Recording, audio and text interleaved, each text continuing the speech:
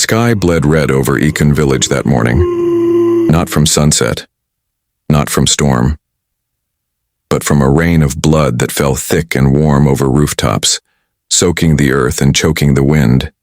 It was the third village to fall in less than a week.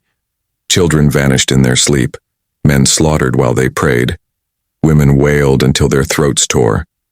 At the heart of the death trail was one demand from the dark forces sweeping the land. Surrender the child born of flame, or watch your lands drown in blood. Everyone knew who they meant.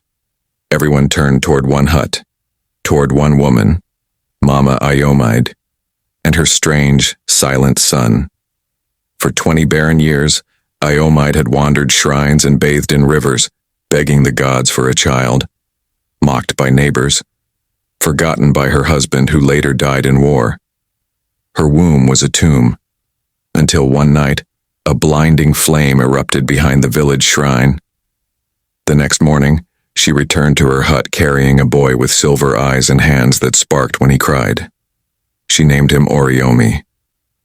My head has been saved. But the elders whispered.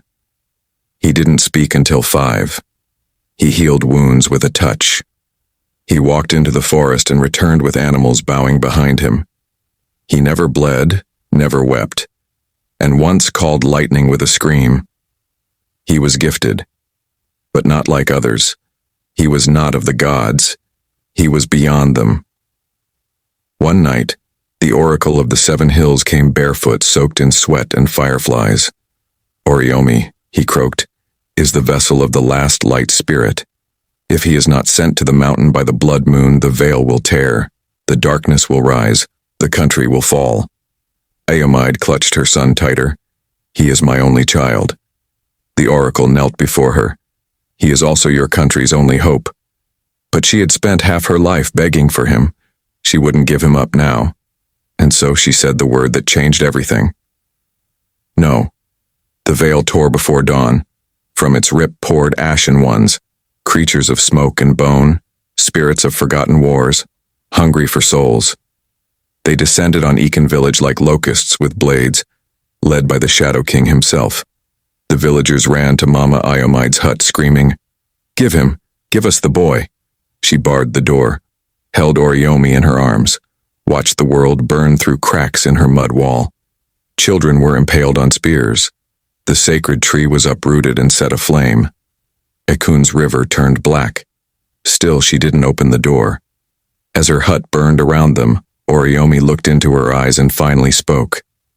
"Mother, if you keep me, they will all die. But if you let me go, I can stop it." Her heart cracked. "You are all I have." He touched her chest. "And you are all I need to be strong." She kissed his head. "Then go. But don't forget my name." Oriomi walked through fire barefoot. The ashen ones parted like waves.